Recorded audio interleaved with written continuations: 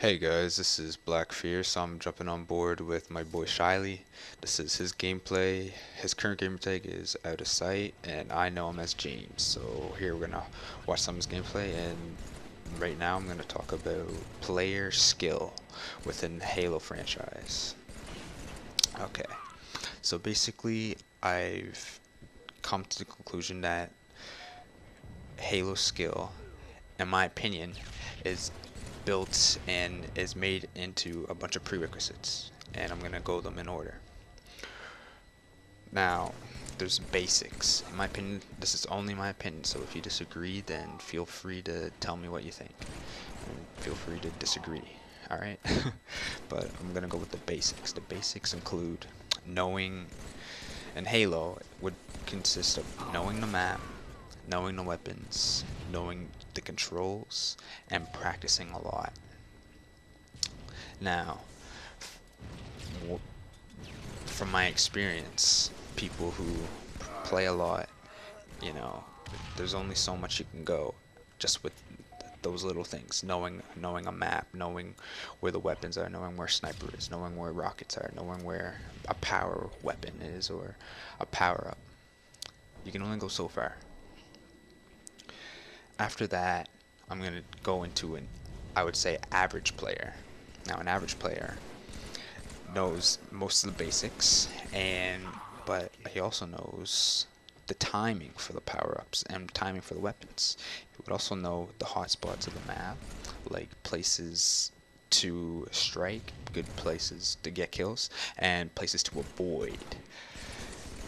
Now, an example of places to avoid on this map, Narrows, would probably be bottom mid rockets. And that's not a very good example, but it depends on the situation. This is a pretty good map, so everything's situational. I'm gonna get into that after. A good player. Now remember, this is only my opinion, but a good player takes all these skills, where knowing the good spots on the map, using the map to his advantage, and would also have a better, above average battle rifle or DMR or sniper rifle. Knowing, depending on the connection, a good player can distinguish how well he needs to lead his shots depending on the host or the connection, and he needs to be aware of his surroundings, being just centrally aware of what's going on the map, where his teammates are, where his enemies are, where his teammates aren't, and where his enemies aren't.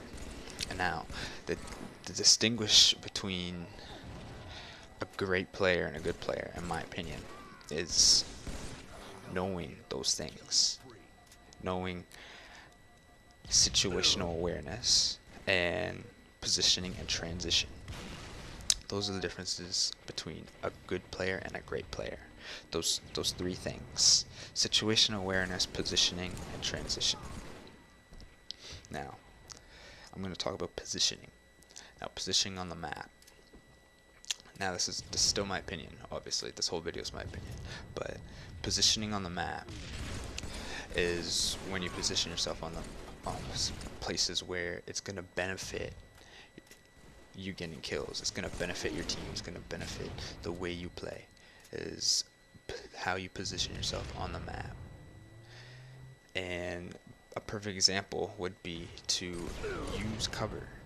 Use your surrounding to the advantage. Don't hesitate. Always, and that's a great difference between a good player and a great player, is knowing where he's getting shot from, using an object and putting shots back. It helps so much when you're getting shot at and you hide behind you poke your reticle out from an object or from cover, and you put shots onto the enemy, put shots onto the opponent.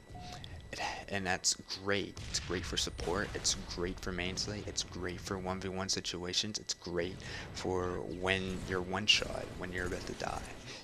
Being situated and being aware and using the positioning on the map is golden. It's key. And now I'm going to get into transition, which is technically the same thing. Your transition is very important. It's very, very, very, very, very important. And it's pretty much the same thing I was just talking about. Your positioning on the map. The only little difference is that it has to be applicable all the time.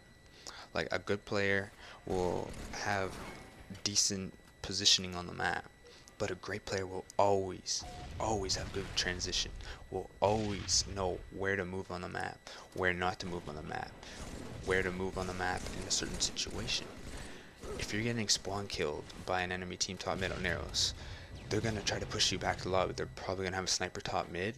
They're probably gonna have people going in a lobby, someone going to flag if it's objective. So the best thing you can do is probably, if you spawn cannon, you can take the cannon, or if there's a sniper top mid putting shots, jump right off your spawn, get cover, push the people out of your lobby. A good player knows when to make a great decision and what decision is necessary to win. So that's the difference between a good player and a great player. And the last thing is communication. Communication is very, very important. A great player will have a professional player, top-notch player has great communication, is able to listen to callouts, put callouts out on the map, and to do whatever is necessary to win, help his teammate, to listen to the callouts, to put out the callouts at the same time, and to react to the callouts. That is very important. But anyways, I hope you guys enjoyed this little commentary, and thanks for watching.